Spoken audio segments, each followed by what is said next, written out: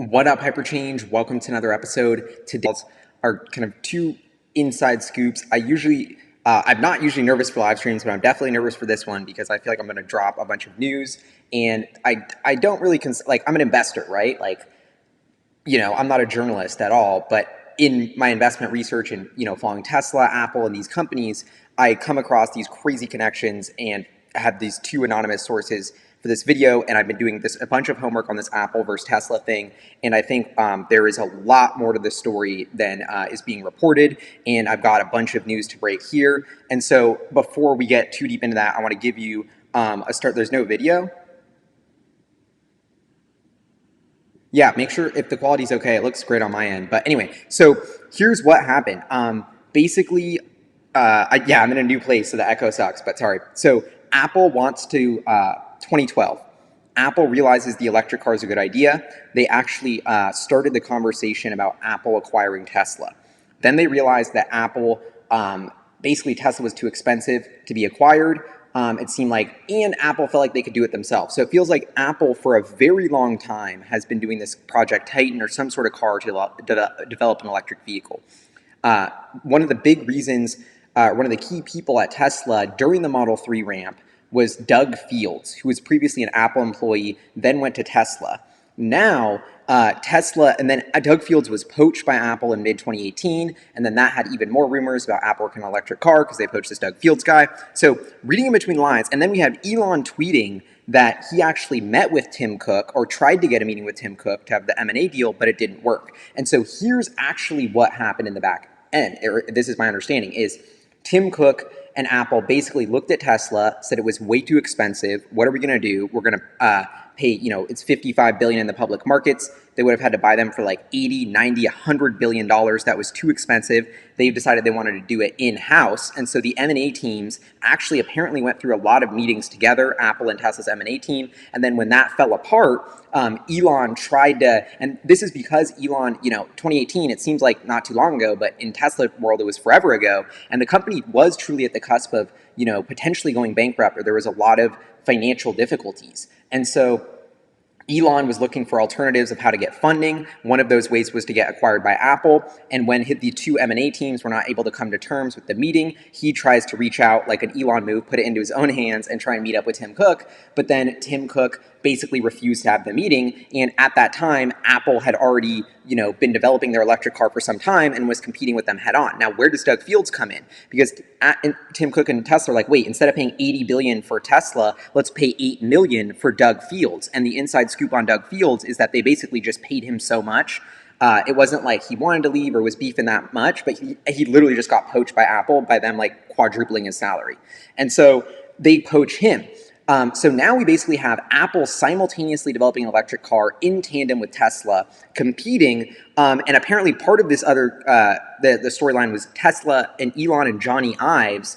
Johnny Ives, of course, the Apple designer, wanted to have full control of the Apple design process, or like final say on the design, something about that, and Elon wanted more control over the design, so it seemed like that was part of the riff as well. So this actually has a ton of legs to it, and there's a ton of merit to the fact that Tesla and Apple have been having M&A talks for a long time, and then Elon's a real dude. Of course he's keeping it real. He wouldn't tweet, I tried to meet with Tim Cook and he said, nah, if it wasn't real. Like, that really happened, and Tesla really thought they needed the money.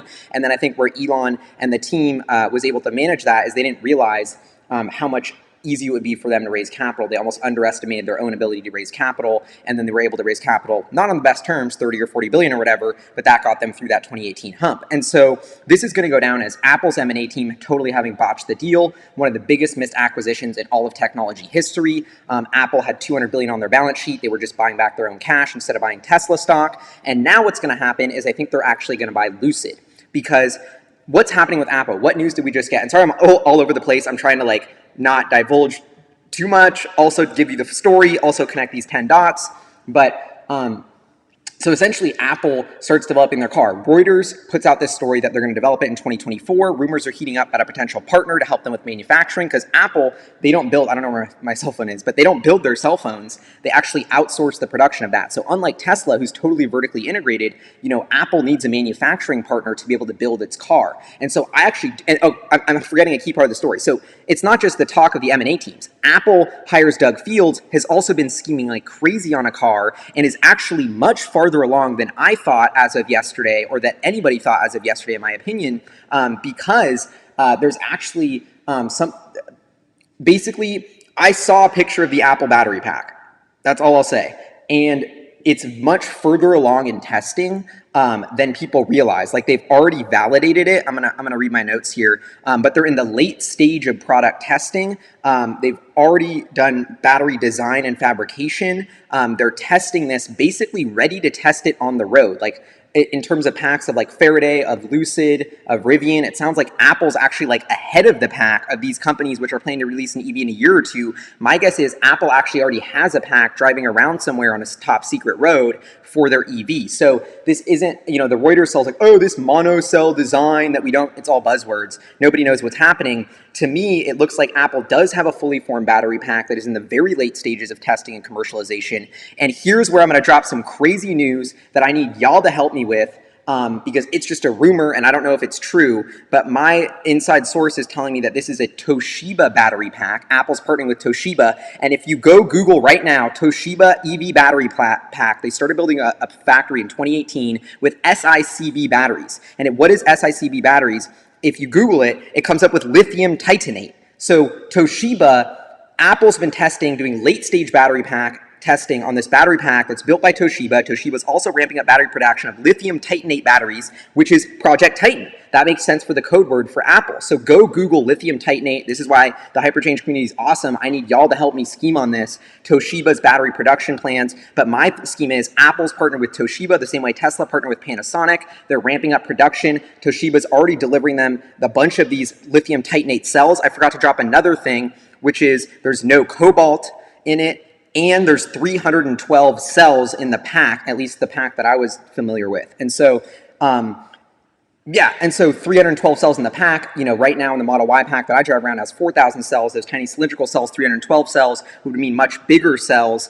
Whether it's cell to structure, I don't know. My guess is no, because that's too many innovations at once. But that is what it looks like and this is totally a guess. Like, I want y'all to confirm this because you can't Google this. This is just what I heard from an inside source, but like, who knows if it's actually right. 312 cells in the pack, no cobalt, Toshiba, lithium, titanate, and I'm like, I have more info on my cell phone, but I don't know where I put my phone. So I'm like, should I go run and get my cell phone? Yeah, I'll be right back. Don't leave.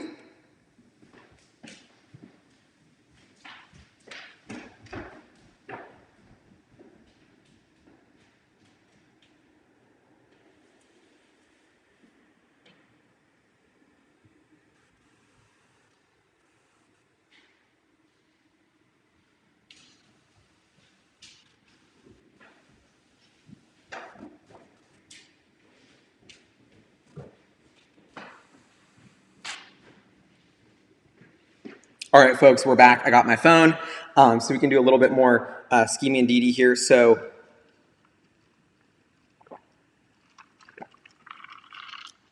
it looks like it was a Toshiba built battery built in,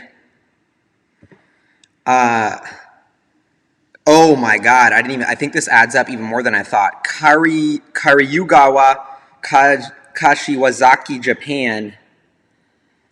I don't know. But I think this is Toshiba Infrastructure Systems. I don't know. I think this sounds like so it sounds like this battery factory in Japan that Toshiba's building has been supplying cells, which Apple's testing in this pack. The pack is lithium titanate, has 10 to 20% of the weight percentage, has an electric solvent, electrolyte salt, lithium salt of fluoro complex. Anyway, this is a little bit over my head, but that's the info I got. I think this is fascinating, and part of the code word for the battery pack, they have a few different code names for it. I'm honestly, yeah. So anyway, Now, how does Lucid tie into this? I haven't even dropped the next part of the moonshot. Oh, thank you for the super chat. Okay, so now we know that Apple and Tesla have had M&A talks for years. Tim Cook secretly is like, screw Elon Musk. We can do it better and cheaper ourselves. Such exact like Tesla hubris of like, screw Elon. Instead of paying $80 billion for Tesla, we'll pay $8 million for Doug Fields and start poaching every single person nonstop. And so, yeah, right. Toshiba has been in decline for years. That didn't make sense to me, but it's like Tesla partnered with Panasonic. All these Japanese battery companies don't have a growth engine.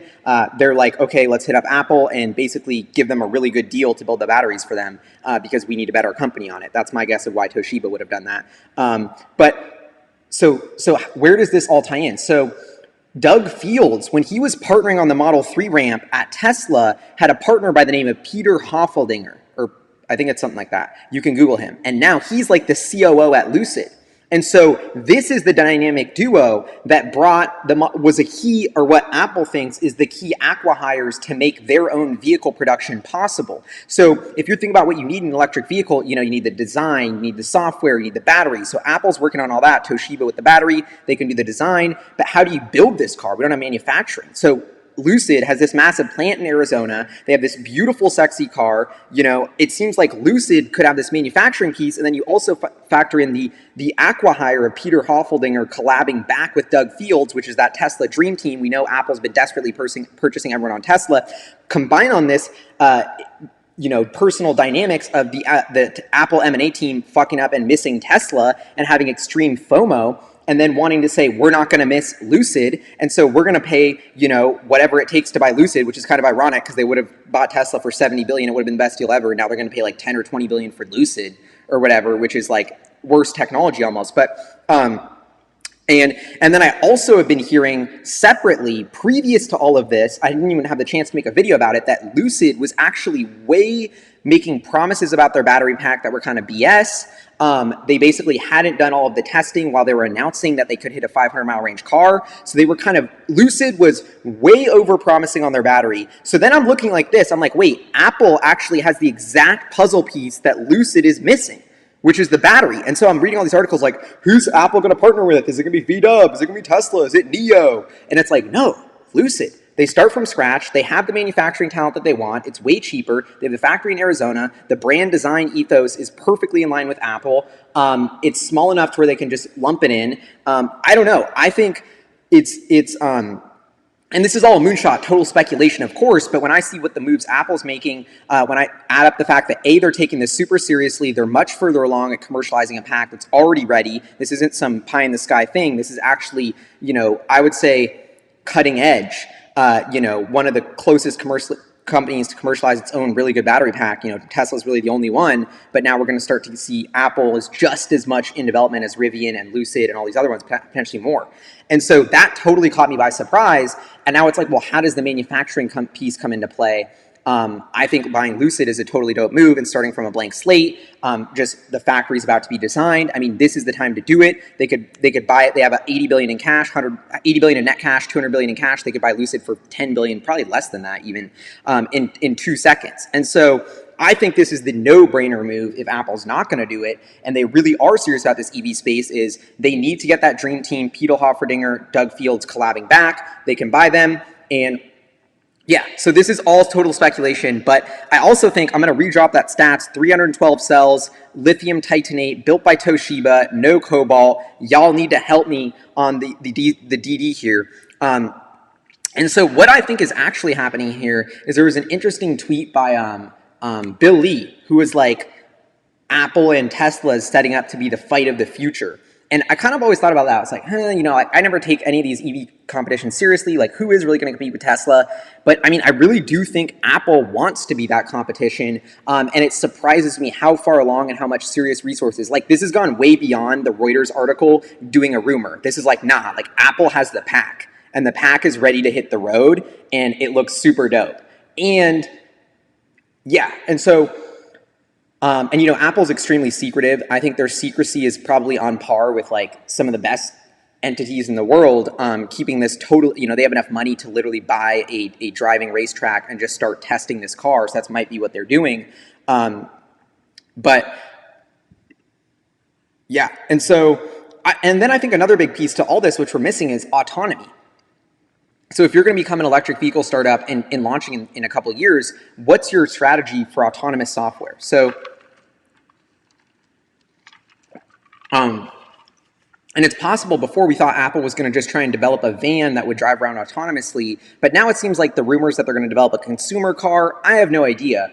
But I think the consumer car makes a lot more sense because then you can start getting the data and basically put a normal car out there and slowly get it autonomous before just launching an autonomous car. Like, I don't know, I was researching the Apple car project. It's like, okay, they have like 66 registered autonomous cars with like a couple hundred drivers. Like, there's no way they're getting the data to launch this car with autonomy from day one. That's just not going to be possible at all. And so, I don't know, that's kind of a big piece of the puzzle that I'm kind of not understanding fully. Oh, another piece of the tidbit here is AVL is a huge company that is doing the thermal management of the battery pack for Apple and is involved. So that's like a huge conglomerate that makes thermal management for battery packs. And so I don't know.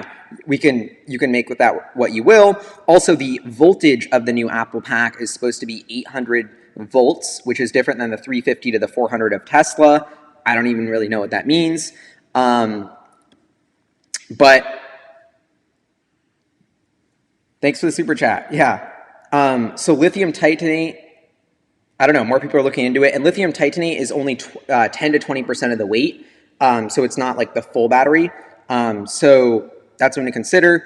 But I also think my inside scoop of not just the battery pack, but the dynamics at Apple of the M&A team messing up, them wanting to acqui-hire and poach everyone that Tesla has. Lucid's basically ex-Tesla. And so, I don't know. This is the shoot or drop. I kind of done with my live stream, I guess. I'll open it up to questions. But my guess is Apple's full force with an electric car.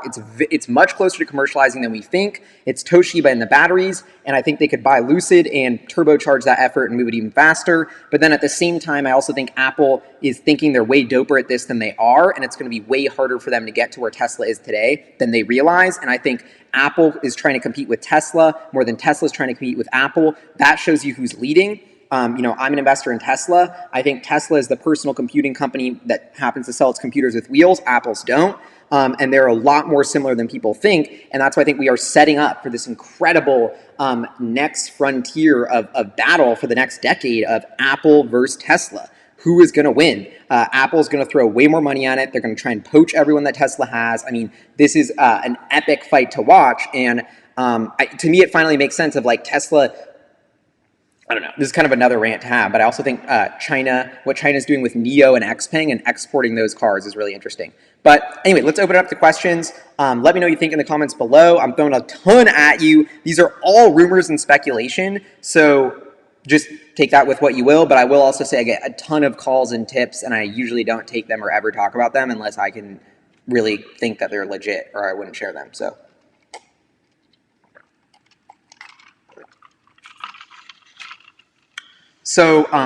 any questions here about what I talked about? I can go on another rant. Yeah, legacy automakers are screwed. I love that. Yeah, they have no idea what hit them. And it was interesting in doing all the research here. Yeah, Saudi Arabia owns more than half of Lucid. Will they sell? I bet they would for a huge price and to maybe get paid in Apple stock. Like, why not?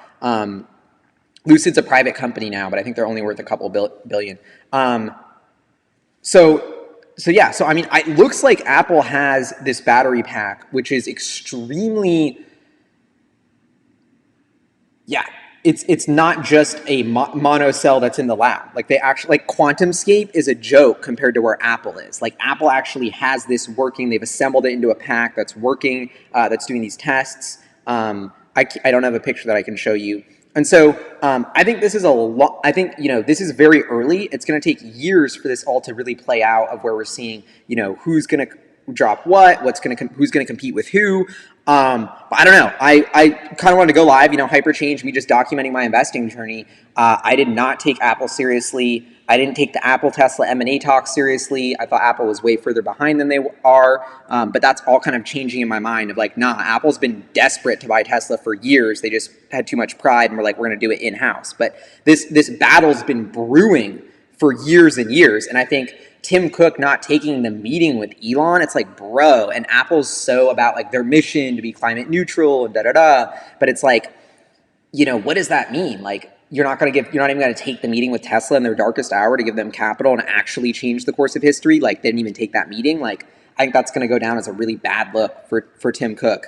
But yeah, but it makes sense for me because Apple, you know, if they had bought Tesla at 50 or 60 billion, they would have added $1 trillion in market value, almost, or $500 billion, and that would have actually been a huge win for Apple. They're a $3 trillion company instead of a $2 trillion one, and then you don't have your biggest competition. You know, it's way easier to do an electric vehicle startup when you are Tesla than versus when you're going head on with Tesla. And so as much as they're going to try and poach people, as much as they're going to try and do this, I mean, I frankly think Tesla is still so far ahead. Yeah.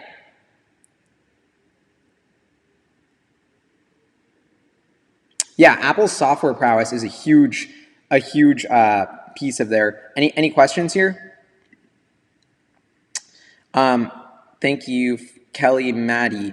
Bro, been loving the channel. Keep it up. Toshiba battery has been prototyped in any moving EV yet? I don't know, but I do know that the Toshiba batteries were in the battery pack that Apple was testing apparently, and that appears to be a road-ready pack, or like maybe like not. Like, they haven't tested it through all the total final tests, but like you could definitely drive on it, it seems like, or a beta. And so, I don't know. But this Toshiba thing totally caught me by surprise too. And when I heard that news, I was like, okay, is everything BS? Because this just doesn't make sense. But, you know, I'm reporting what I heard. Super chat from Chris Thomas. No newcomers to the space are planning true verticals of massive scale. How does an Apple Lucid Toshiba partnership scale to 2 million 2 million cars before Tesla achieves a robotaxi network? It doesn't. I mean, yeah, if you assume that nobody will ever compete with Tesla ever, I mean, it's Tesla, everything that they did that was hard with building their own batteries, with doing their own software, doing their own FSD chip. You know, these are dozens of startups that are cutting edge in their own way, in their own field. And it was dozens of these innovations that will snowball into Tesla being able to achieve a fully autonomous car. And so, you know, Apple, and I don't know. I think, you know, my gut instinct says, like, this is not a threat at all to the Tesla network because, yeah, like Chris is saying, like, Tesla's going to have, you know, a car that goes, they're going to have 2 million robo-taxis in pumping out them out a year in 12 or 14 months from now. You know, Apple will be nowhere near then by that. So, yes, but eventually I think you're going to have more people coming into space, and you see these big computing companies like Amazon and Apple. Like, what's the biggest threat to Amazon right now? That Tesla moves around all of their packages. Or should, is the cheapest propulsion technology to do it. And so when I think about Jeff Bezos' Achilles heel, it's like, dope, we have all these warehouses, but if Tesla builds an autonomous, cheaper freight network that's way more clean and efficient than the way we get packages around, that's a huge threat to our entire biggest asset, which is our logistics infrastructure. So I think there's so many levels to this. And to me, it makes me incredibly bullish. As much as we thought robo-taxis were like BS, and this was too like ridiculous, like to see Amazon and Apple say, what are the ways we can be accretive to shareholders? What's the next big frontier? It's doing what Tesla's doing. And how do we copy them as fast as possible? And even Apple, with the most money and resources in the world, can't even do it themselves. They need to partner with like 8 companies. So that just shows you how far ahead and strong Tesla's position is.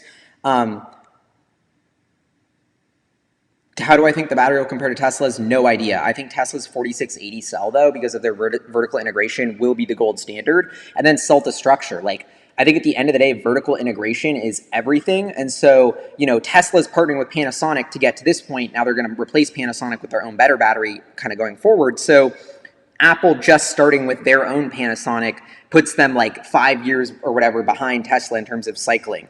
But maybe batteries become commoditized and they don't need that investment. Like, this is where Apple has a very different ideology than Tesla.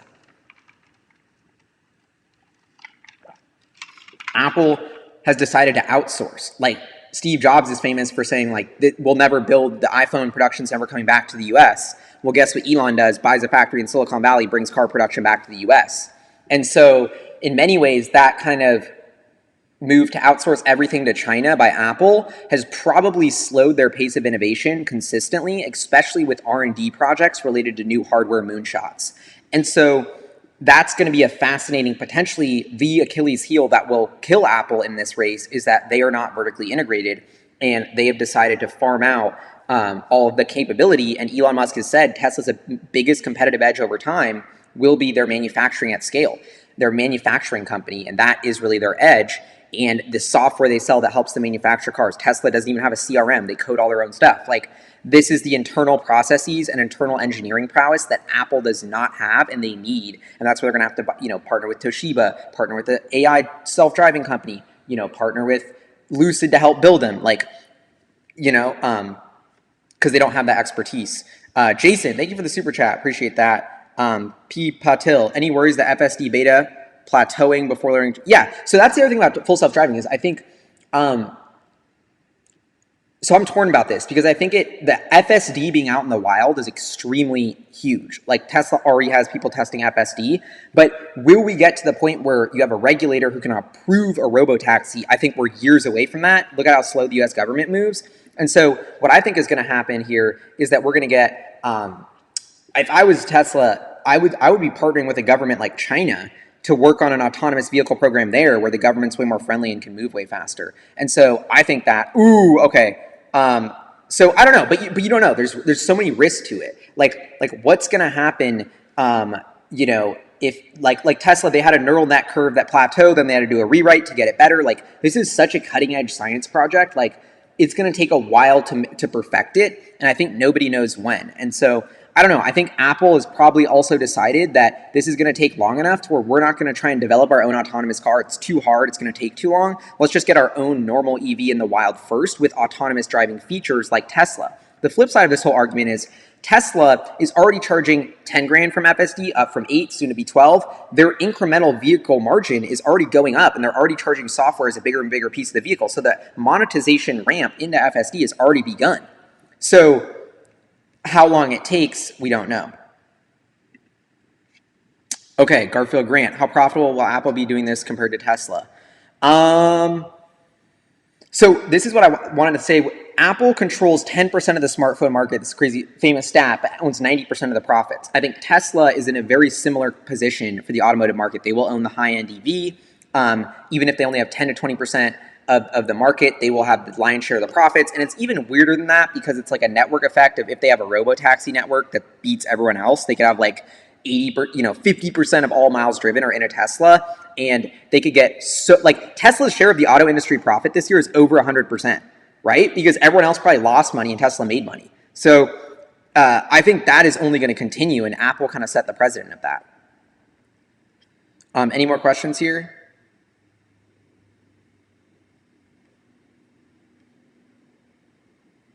Yeah.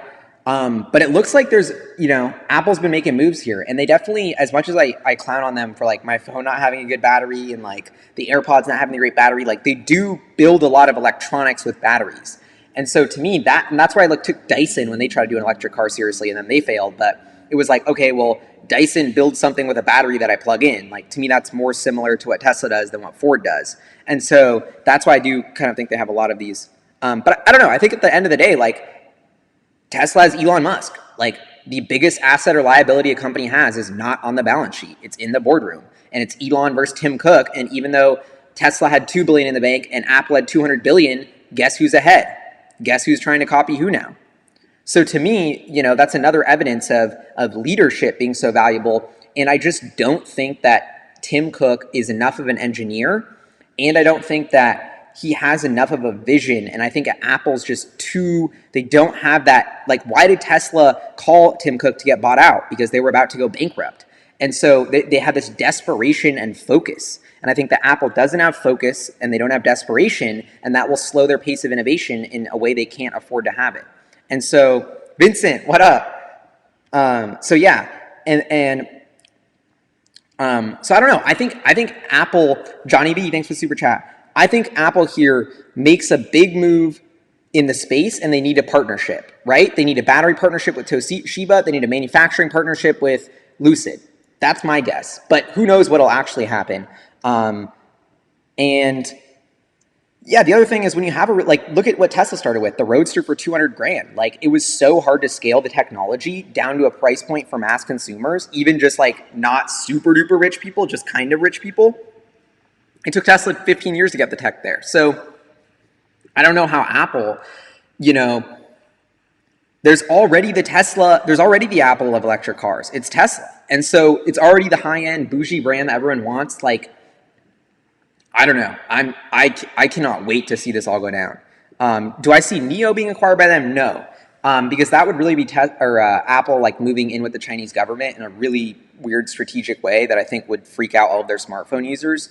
I don't know. And I see NIO, so I see Apple, Tesla as a fascinating thing, and then I think NIO and XPeng and these Chinese OEMs are also really, like, I think they're, where does NIO do production with like this state-owned Chinese manufacturing company that could subsidize their margins? Like, I think NIO could raise a ton of capital. I think they want to expand. China geniusly wants to be a leader in the propulsion technology of the next century, electric cars, and they're going to do whatever they can to get a leadership position there. And so I view them as a huge player in this space in 5 years. And I already thought XPeng was already exporting vehicles to Norway. And I was like, that's insane that they're already exporting. Oh, thank you, James. Thought you had a question. I will keep up the enthusiasm. Apple should buy Fisker. I think what I've heard of Fisker is it's like really vaporware, and it's like kind of a one dude's hobby project, and I don't think it's as serious.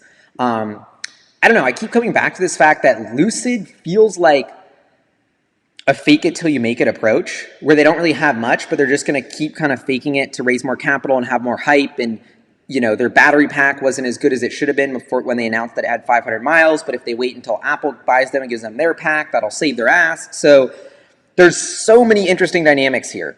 Anyway, I'm going to sign off because I feel like I gave you all my things. Oh, will Tesla bring out a laptop or a mobile phone? I love that idea. Neuralink is the next smartphone. So this is where I'm going to end it. Apple and Tesla is the battle of the next century, because if it's not the Apple car and the Tesla car, it's Neuralink versus your iPhone.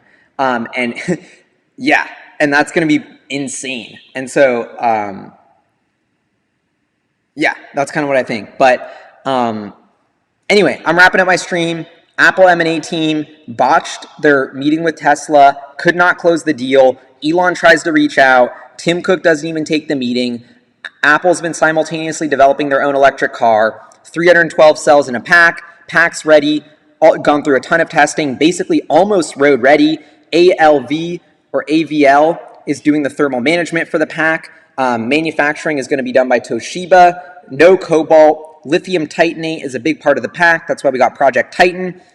Apple M&A team doesn't want to mess up again. They're looking at Lucid. Lucid has Peter Hoffeldinger, who's Doug Fields' best homie, who helped ramp the production line at Tesla.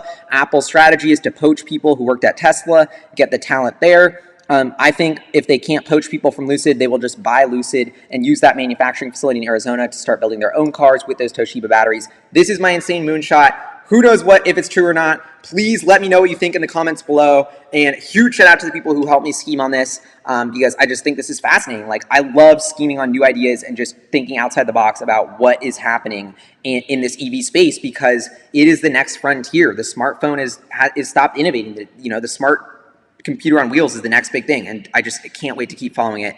But I think, yeah, that is going to go down as the biggest botch move in Apple history, potentially, of missing this Tesla acquisition. Anyway, thank you so much for tuning in. I'm going to read every single comment. Leave me comments below. What is going on? And huge shout out to our Patreon supporters, producers. You give me the resources to be able to do this as a full-time job and get on the phone all morning, scheming with all these people and giving you all this info for free on the internet. Like, no investment banks putting this research out. It's not behind a paywall. It's free on the internet because people like you watch the show, support, and help me and keep me scheming. So please let me know what you think in the comments below, because we are just getting started on this scheme, not ending. It's just, I wanted to open up the conversation to y'all. Love y'all. Thank you for tuning in. Have an excellent day. Peace out.